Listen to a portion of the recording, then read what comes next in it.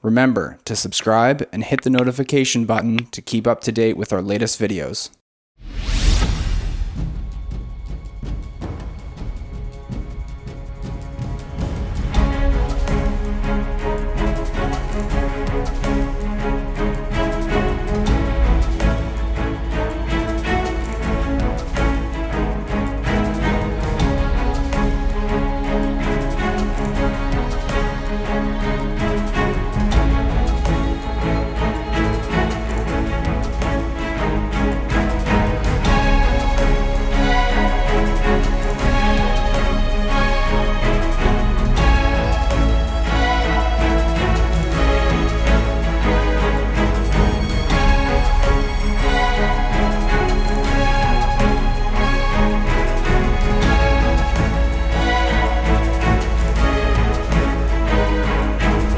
What's going on, you guys? Welcome back to Roads Untraveled. My name is Marcus, and in front of me here is the newly redesigned 2019 Hyundai Elantra Ultimate.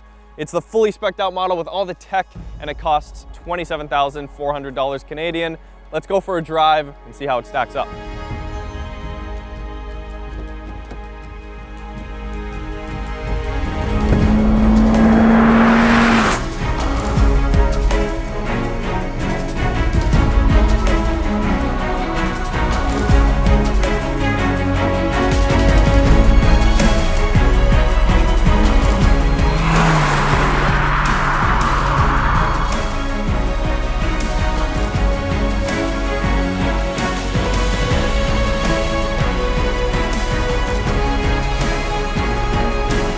Alright, so the Elantra Ultimate is, like I said, basically the entry-level Hyundai you can buy. It's a compact sedan, it's nice and small.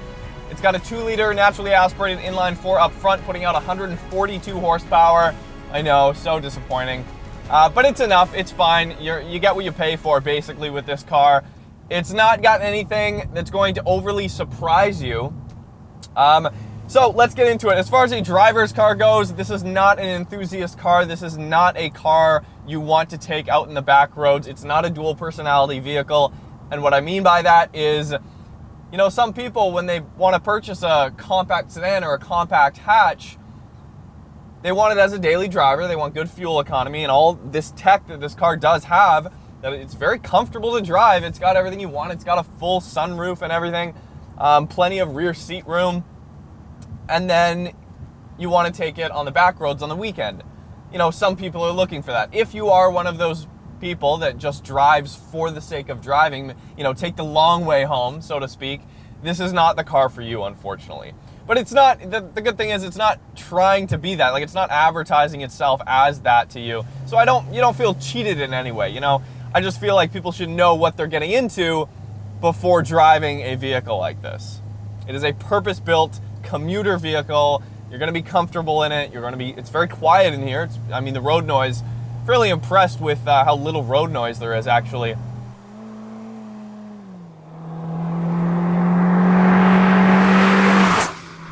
And the transmission actually shifts really smooth. It's a very seamless gearbox, especially when in auto.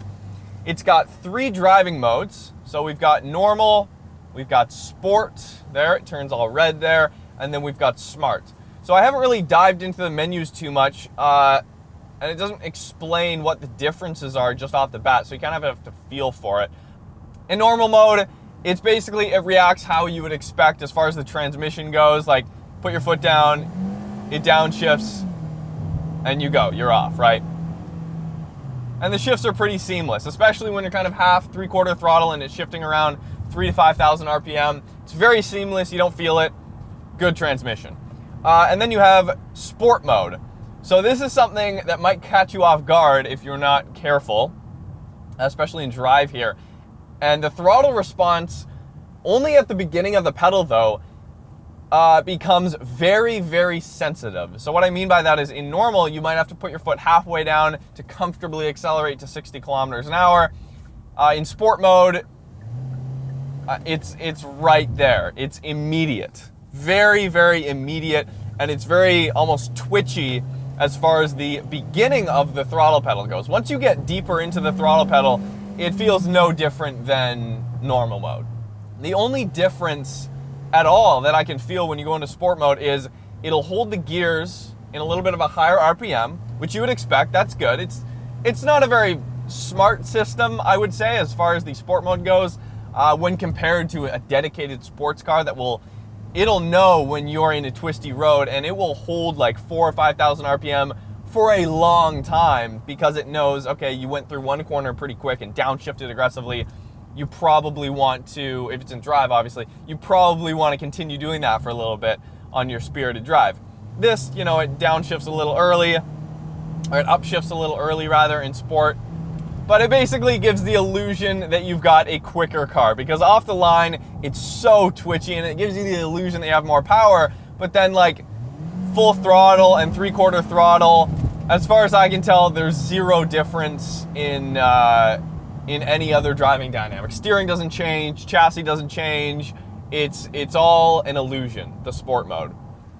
Again, this is not a sports sedan, so there are zero criticisms there. It's fine. I'm just letting you guys know that all the sport mode is a little bit of quicker throttle response at the very beginning of the gas pedal. What do we have? We've got smart mode. That's the third driving mode. From what I can tell, it is a combination of normal and sport. So if you start going into corners and start putting your foot down, it will hold the revs. Again, kind of like sport mode, but then if you're kind of being lethargic in your driving and you're in traffic, it will be at the highest gear and it'll go to 6th gear as quickly as possible to get you the very best fuel economy. So honestly, I've been leaving it in normal because the throttle isn't twitchy for around town. So it does not have paddle shifters to shift yourself, but it does have the functionality to shift yourself from the actual shifter down here.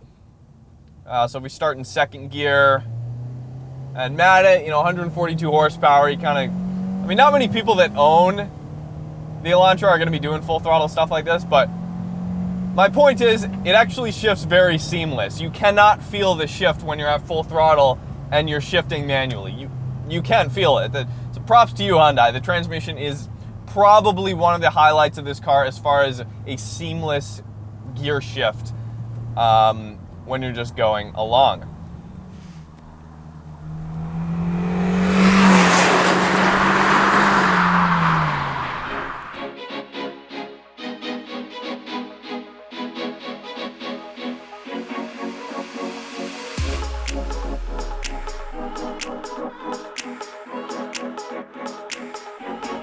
Now, the Hyundai Elantra is not a luxury vehicle by any stretch of the imagination. In fact, there are certain components on the inside for a brand new 2019 vehicle that I would call even a little bit dated. But with a starting price of $16,500, you can't really go wrong. You have a good sized trunk in the back, a lot of legroom for the backseat passengers, and overall, it has everything you need. Now, before we head inside and check out the interior, let's take a quick look at the remote.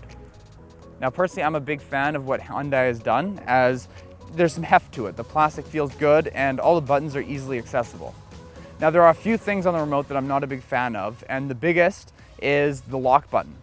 With most cars, if you hit the lock button once or twice, you'll get the actual horn to beep. But with this Hyundai Elantra, all you'll get is,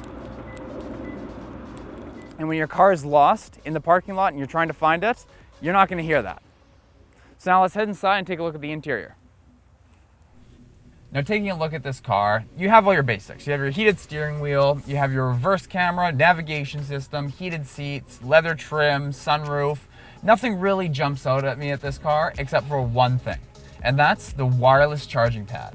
Now, this is definitely a highlight of this car for me, and it works by simply taking your phone, laying it down, and it will begin to charge. Now, this works for two reasons. Number one, not having to worry about a cable or having a cable running across the dash is amazing. The second thing is it actually limits driver distraction, because when your phone's charging there, you're less inclined to pick it up and check messages. Now, taking a look at the steering wheel, the Hyundai Elantra has a very simplistic layout with all the key features and buttons that you need right at the tips of your fingers. But the one thing I do want to point out is with the heated steering wheel. Many cars will have just the sides of the wheel actually heat up. But with the Hyundai Elantra, the entire wheel is warm. So your hands stay warm regardless of where they are on the wheel. Now again, with the price of this car starting at $16,000, you can't expect too much. And honestly, the hard plastic up here feels great. Overall, everything feels pretty solid. There's no rattles, nothing's moving around. The leather of this car, I would actually say I prefer over the Mazda 3. Now the leather in the Mazda 3 may actually feel better to the touch, but I have a feeling that this leather will be a little bit more durable and hold up over time.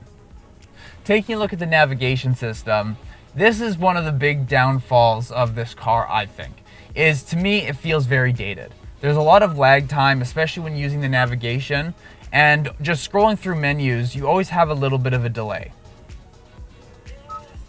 Now, one thing I actually do like about the navigation system is you have live traffic data, which is a very common feature for cell phones, but a lot of car navigation systems don't have that feature. Now, for a lot of navigation systems with touchscreens, the biggest downside is you'll end up with a whole bunch of fingerprints all over the screen. But for the Hyundai Elantra, I don't really think it's the case. So whatever materials they're using for the screen, I find is very anti-smudge, and it doesn't really show any fingerprints, which is a huge plus. So let's hop back in the car with Marcus and finish up the review.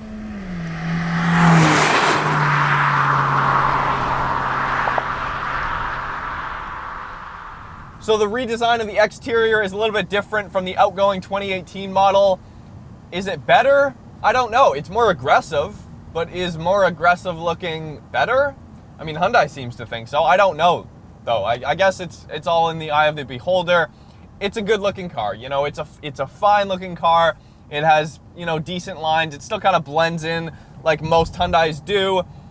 And I don't think that's a downfall of this vehicle. You're not buying an Elantra to stand out in the crowd, right? 142 horsepower is enough, but it does have to be said that for the ultimate package, you're paying $27,000 and you only get 142 horsepower. If you're buying the base model for about, I think it starts at about $17,000 Canadian, you still get 142 horsepower. So if you get the base model, you get pretty good power for the money. Not really good power for the money, but like it's fine. But for 27 grand, I kind of want a little bit more than 142 horsepower. Obviously, you guys, if you've watched our channel before, you know we're sports car enthusiasts. I like a manual transmission car. I like a sporty car. So, you know, it's kind of hard to get excited about the Elantra. That being said, I'm just showing you guys the car from not only a sports car enthusiast mindset, but also just a normal, you know, consumer mindset. And I think that if you're going to get if you want your focus as a buyer to be more towards the tech and being comfortable on the inside rather than performance, it's pretty good. It's got everything pretty much available in this segment of vehicle for the money. Now, I've had this car for 4 days, and I've done a little bit of city driving, a little bit of highway driving, and it has to be said, now this could be anecdotal, but I have not been able to get that close to the advertised fuel economy. I've been above, like in the city, I've been far above what the city MPG is advertised at, or liters per 100 kilometers, or far below, I guess, like worse. And then, yeah, for the highway, it's been a little bit worse as well. And I haven't been driving it like I've been driving it today in this review, like full throttle everywhere, but I like that Hyundai has gone with kind of a bold color for this press vehicle. It's like a volcanic orange. I don't think that's actually what it's called, but it's a nice volcanic orange color. Kind of pops. And like I said before, it definitely has like an aggressive front end look to it now, more so than it did previous. And honestly, for a car of this size and price bracket, it has more grip in the corners than I was expecting. So if I was to pick, a couple of things that I like about this car that really stand out, the transmission's pretty good. Like, it's sport mode, it's holding 4,000 RPM going down a hill, so it will actually engine brake for you pretty effectively and efficiently. And then obviously the looks of the car, and if you're getting the base model, not the Ultimate, getting the base model, bang for the buck, is pretty good. But if you're getting the Ultimate, like I said, I think the bottom line, you guys, is if you are looking at the Elantra Ultimate package, like this one spec'd out here for just over $27,000 Canadian, I would shop around a little bit before pulling the trigger. That's all I'm gonna say. But if you like this and you like the Elantra, more power to you. It's got all the tech you could want, and it's a comfortable and quiet and smooth car to drive. So props to you, Hyundai. Thank you so much for watching, you guys. Hit us up on Instagram if you haven't already. Hit subscribe. Also, listen to our podcast whenever that goes up, anywhere you find your podcasts. We'll see you guys next time.